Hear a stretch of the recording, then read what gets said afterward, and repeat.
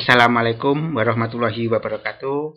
Selamat berjumpa kembali dengan saya di channel Nanang Arifin dari Madrasah Aliyah Negeri Kota Blitar. Anak-anakku, mungkin Anda pernah dengar sosok ini. Beliau adalah sosok Santoso, bukan Santoso teroris, tapi Pak Santoso, peternak ikan hias yang sukses.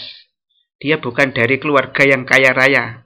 Dia dari keluarga miskin, sehingga saking miskinnya maka dia menyelesaikan pendidikannya hanya sampai tingkat SD karena orang tuanya tidak sanggup membiayai pendidikan SD sampai SMP sampai kuliah. Saat ini beliau itu menjadi komisi pengawas Asosiasi Pencinta Koi di Indonesia karena saat ini dia tercatat menjadi seorang petani yang sukses. Nah, sosok Pak Santoso itu beliau lahir di daerah Sleman, Yogyakarta.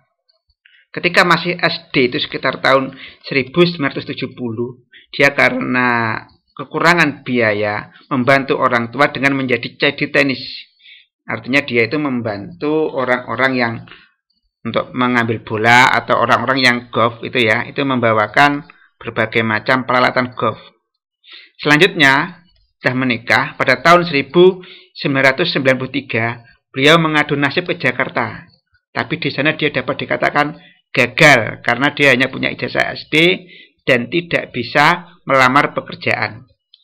Selanjutnya dia pulang ke Yogyakarta, ke daerah Sleman.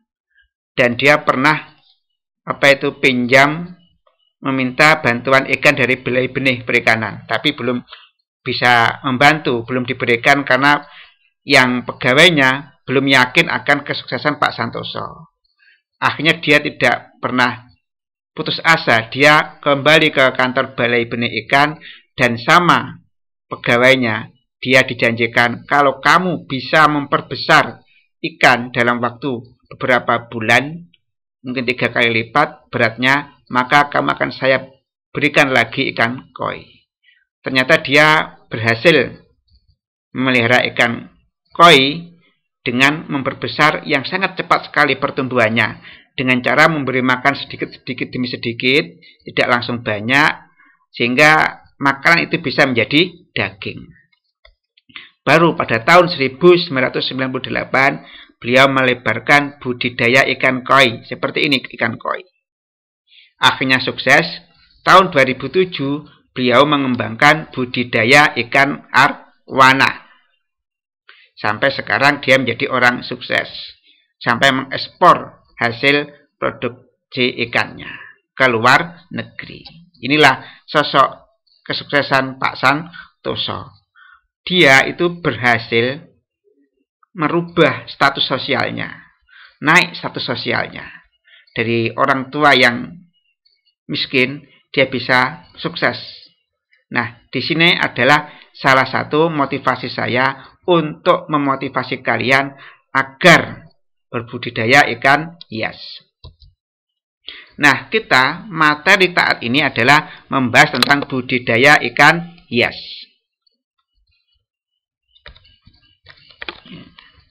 Budidaya ikan hias. Bentar. Ini. Tujuan pembelajarannya. Yang pertama, siswa dapat mengetahui ciri-ciri wirausaha yang harus dimiliki oleh peternak ikan hias. Yang kedua, siswa dapat mengetahui jenis-jenis resiko yang dihadapi dalam berternak ikan hias. Minta maaf kalau di daerah saya rata-rata itu beternaknya ikan konsumsi. Yang paling banyak itu gurame, lalu lele. Nah, di sini untuk di daerah Tulungagung itu yang paling banyak memelihara ikan hias itu di desa Bendejati Wetan, Sumber Gempol. Kalau kamu perhatikan di Gapura sana itu ada patung ikan koi. Karena di situ adalah sentra peternak ikan hias jenis koi. Seperti itu. Bahkan saya pernah lihat sebuah YouTube di daerah Yogyakarta itu ada sentra pemelihara ikan hias. Di situ 1 bulan itu sampai bisa mendapatkan income para petani sana itu 5 juta. Itu mungkin gaji PNS ditambah tunjangannya. Itu 5 juta setiap bulan dari memelihara ikan hias. Hanya saja sana pemasarannya mudah. Yang menjadi tantangannya kesulitan alat transportasi untuk mengirim ikan hias ke daerah konsumen. Nah, ini saya akan menjelaskan fakta yang ada di Indonesia. Fakta yang ada di Indonesia, ya, jumlah spesies ikan hias di Indonesia itu ada sekitar 4.300 spesies. Tapi hanya 30 spesies, kurang lebih 1%, yang sudah dikembangkan dan diperdagangkan di Indonesia. Sisanya 99% itu belum dibudidayakan, belum dikembangkan, dan belum diperdagangkan di Indonesia. Ini peluang bagi Anda untuk beternak ikan hias. Nah, untuk beternak ikan hias itu ada 2 faktor yang menentukan keberhasilan budidaya ikan hias. Yang pertama adalah sumber daya manusia.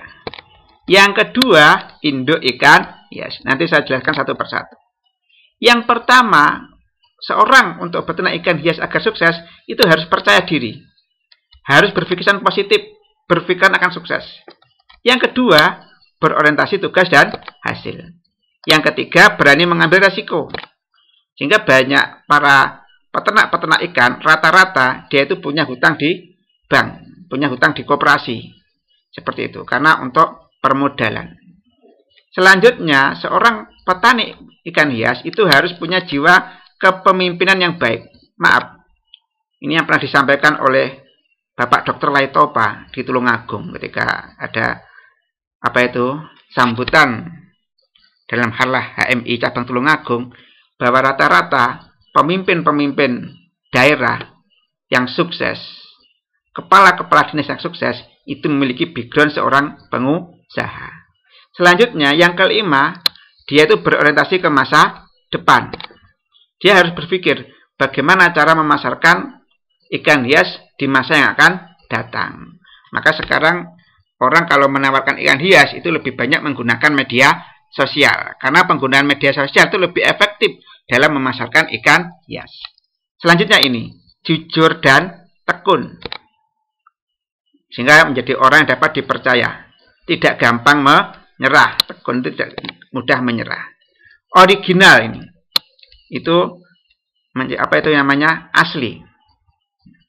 Lalu ada inovatif dan kreatif. Nanti akan saya jelaskan apa itu inovatif dan kreatif. Nah ini, inovatif itu adalah menciptakan sesuatu yang belum pernah ada dan menjadi ada, atau menciptakan sesuatu yang sama sekali berbeda.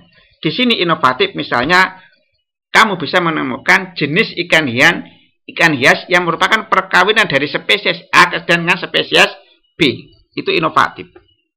Kreatif adalah menciptakan sesuatu yang berbeda dari yang lain. Itu kreatif. Misalnya Anda memberikan makanan ikan hias yang berbeda dengan yang lain, dan itu menunjukkan bukti bahwa itu semakin cepat pertumbuhannya.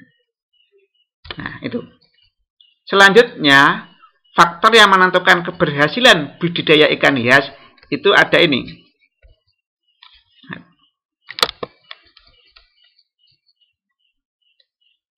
Ya, induk ikan hias.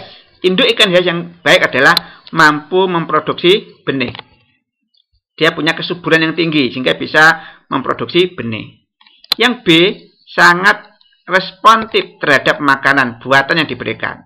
Kalau diberi makanan cepat dihabiskan. Yang C, pertumbuhannya sangat cepat. Yang D, bentuk tubuhnya sempurna, tidak ada yang cacat. Itu adalah 4 jenis induk ikan hias yang baik untuk dibudidayakan. Seperti itu. Bapak lanjutkan. Nah, tentunya Anda di dalam memelihara ikan hias itu mungkin banyak menemukan resiko. Nah, ada resiko kecil. Resiko kecil itu bagaimana? Ikannya sehat, nggak ada yang mati. Tapi jumlah pembeli berkurang atau tidak ada. Resiko sedang.